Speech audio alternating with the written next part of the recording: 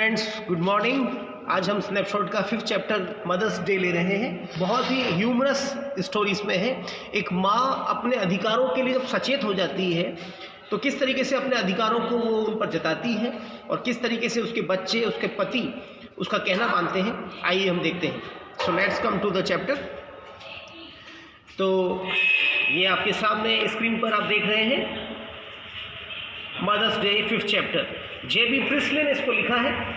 और सबसे पहले आइए देखते हैं कैरेक्टर्स हम देखते हैं। सबसे पहला सा कैरेक्टर है मिसेस एन पियर्सन, जो परिवार के अंदर माँ है, पत्नी है।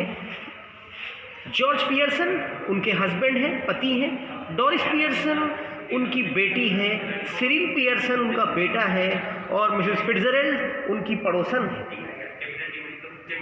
So the action takes place, ये जो एक्शन है ये लिविंग रूम में होता है। ये जो अभिनय है बैठक में होता है ऑफ पियर्सन्स हाउस, जो पियर्सन परिवार है उसके घर की, इन अ लंदन सबर्ब, लंदन के एक उपनगर में।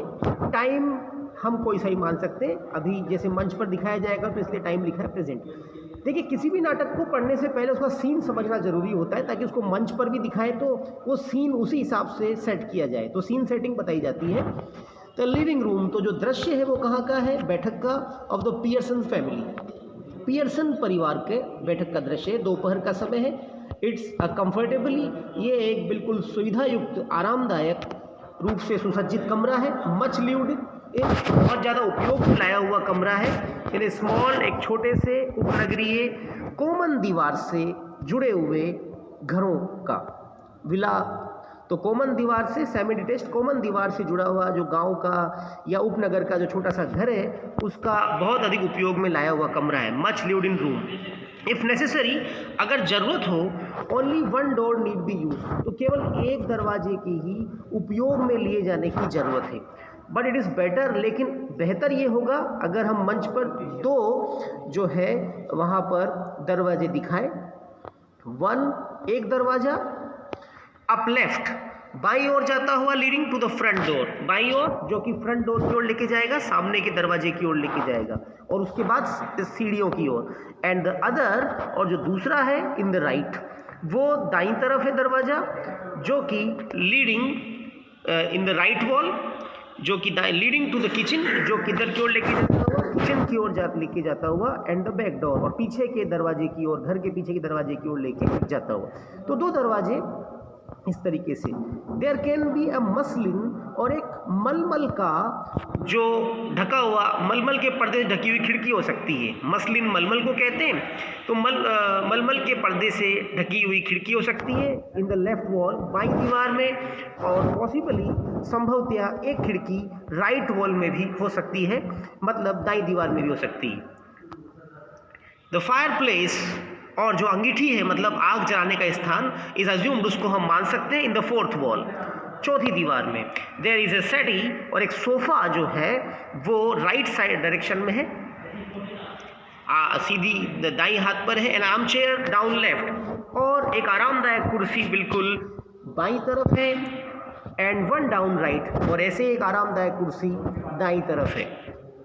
स्मॉल टेबल, और रूम में एक छोटी सी टेबल है with 2 chairs on either side of it, जिसके दोनों ही तरफ 2 कुर्सियां हैं। It stands at the centre, ये बिल्कुल सेंटर में है। जैसा कि हम सीन को इस तरीके से सजाएंगे, अगर हमको इसको करना हो, देखिए सीन देख लीजिए और ये पिक्चर भी देख लीजिए। इस तरीके से सीन नाटक का इस तरीके से हमको सेट करना है। किसी भी नाटक में सीन सेटिंग बहुत इंपॉर्टेंट होती है। तो आइए अब आगे पढ़ते हैं चैप्टर को। When the curtain rises, जब पर्दा उठता है मंच पर, it is an afternoon, तो ये दोपहर का समय है। in early autumn, पतझड़ के शुरू के समय में, पतझड़ के शुरू में दोपहर का समय है। and the stage can be well lit, और स्टेज बिल्कुल प्रकाशमान दिखाया जा सकता है, बिल्कुल प्रकाशमान, अच्छी लाइट होनी चाहिए। मिसेस पियर्सन एट राइट, और हम क्या देखेंगे कि जो मिसेस पियर्सन है वो राइट हैंड पर है। तो देख रहे हैं इस पिक में आप, मिसेस पियर्सन जो आपको दिख रही है, ये मिसेस पियर्सन हम मान सकते हैं। तो मिसेस पियर्सन राइट हैंड पर है। एंड मिसेस फिट्जरेल्ड एट लेफ्ट, और मिसेस फिट्जरेल्ड लेफ्ट हैंड पर है। ये मिसेस फिट्जरेल्ड है, वो लेफ्ट हैंड पर है।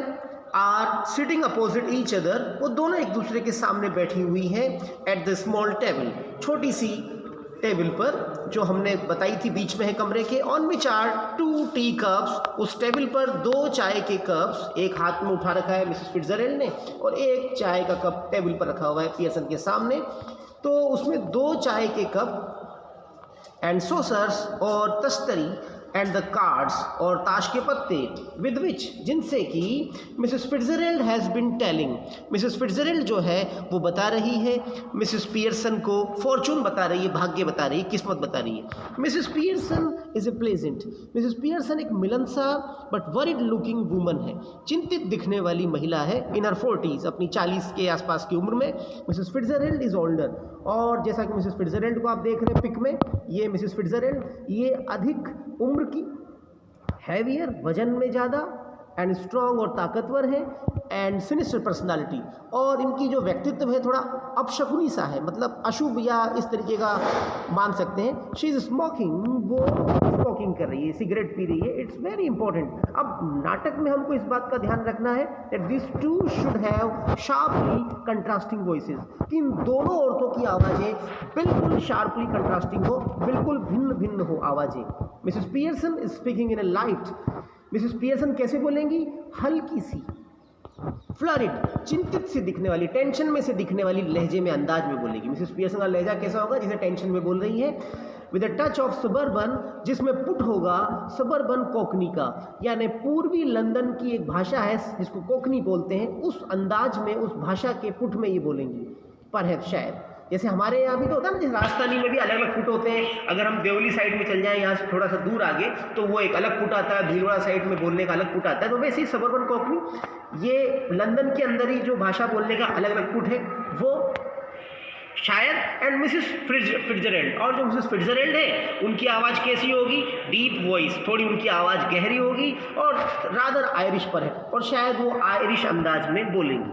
तो आइए, मिसेस फिट्जरेल्ड बोलती है वहाँ पर, तो पहले ताश के पत्ते इकट्ठे करती है, क्योंकि वो अभी अपन ने पढ़ा कि ताश के पत्तों से भाग्य बता रही है, और वो बोलती है एंड दैट्स ऑल, और यही सब कुछ है, आई कैन टेल यू, जो मैं तुम्हें बता सकती हूँ मिसेस पियर्सन, मतलब मैं मेरे ताश के पत्तों से तुम्हारा भाग्य देख के तुम्हें यही सब कुछ बता सकती हूँ। Could be a good Fortune, अब तुम्हारा भाग्य अच्छा भी हो सकता है, could be a bad one, और बुरा भी हो सकता है। All depends on your self now, ये अब तुम पर ही निर्भर है। मेक योर माइंड, अपना इरादा कर लो, डिसाइड कर लो, निश्चय कर लो, एंड देयर इट इज़, और ये हो जाएगा। तो मिसेस पियर्सन उसकी बात को सुनती है और बोलती है यस थैंक यू, हाँ थैंक यू आपका Mrs Fitzgerald, I am much obliged, मैं आपकी बहुत आभारी हूँ। आई एम श्योर, मुझे विश्वास है आपकी बातों पर। इट्स वंडरफुल, ये बहुत बढ़िया है, having a real fortune teller, कि वास्तव में एक रियल भाग्य बताने वाला कोई आपके पड़ोस में रहता है, living next door. Did you learn that out east too, क्या आपने ये कला पूर्वी देशों में सीखी, ईस्ट में सीखी, ईस्ट में जैसे इंडिया वगैरह वहाँ सीखी? तो इस तरीके से मिसेस पियर्सन उनसे बात करते हुए पूछती है। तो आइए अब इसका अगला पेज देखते हैं। तो मिसेस फिट्जरेल्ड से जब वो पूछती है तो मिसेस फिट्जरेल्ड पियर्सन को जवाब देती है आई डिड, हाँ मैंने सीखी, 12 years I had of it, इसे मैंने 12 साल तक सीखा विद माई ओल्ड मैन, अपने वृद्ध पति के साथ में, राइजिंग, जिनका प्रमोशन हुआ, जिनकी पदोन्नति हुई, to be lieutenant quartermaster तक। जब वो इंडिया या पूर्वी देशों में रहे तो उनकी पोस्ट जो है लेफ्टिनेंट क्वार्टर मास्टर तक उनकी पदोन्नति, उनका प्रमोशन हुआ, तब तक मैंने 12 साल तक उनके साथ ये कला सीखी।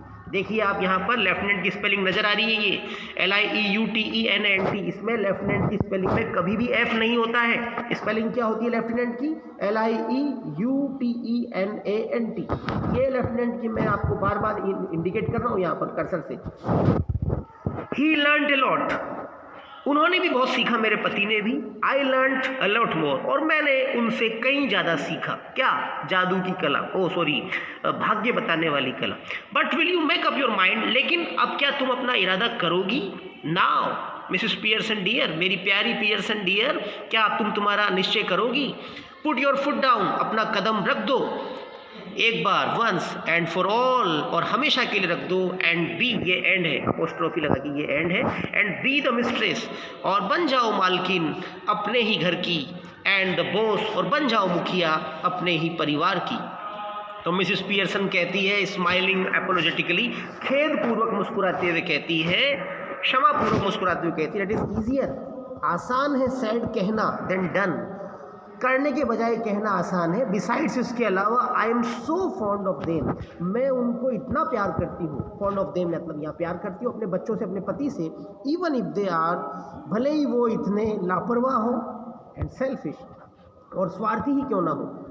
दे डोंट मीन टू बी, हालांकि उनका ऐसा इरादा नहीं है मेरे घर वालों का, लेकिन भले ही वो स्वार्थी या लापरवाह क्यों ना हो तो भी ये कहना आसान है, करना मुश्किल है। Okay students, so today it's enough for you.